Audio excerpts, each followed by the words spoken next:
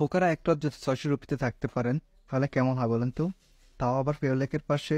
চলুন আজকে আমি আপনাদেরকে এমন একটা হোস্টেলের সন্ধান দিব যেখানে আপনি মাত্র 600 রুপিতে হিউজ সার্ভিস পাবেন। আসসালামু আলাইকুম, আমি শিয়াব হোসেন।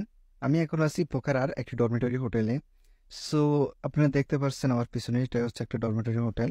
এখানে টোটাল 8টি বেড আছে এবং প্রত্যেক বেডের পাশেই পাখা এবং একটা ছোট লাইট এবং চার্জিং পোর্ট দেওয়া আছে। আর লকারের ব্যবস্থা আছে এবং ওয়াইফাই, পানি, এবং আপনি যদি চান গরম পানি নিয়ে কফি খেতে পারেন। খুব সুন্দর বেসিং এবং বাথরুম এবং গোসলখানা সব কিছুই আছে এই হোস্টেলটার। রুফটপ, এখানে আপনারা বসে আড্ডা দিতে পারবেন এবং এটা অনেকটা কাইন্ড অফ বার। হ্যাঁ, এই যে পাশটা আপনার বার। সো এবং জুস টুস সবই পাবেন, নো প্রবলেম। আর এখানে বসে আড্ডা দিতে পারবেন।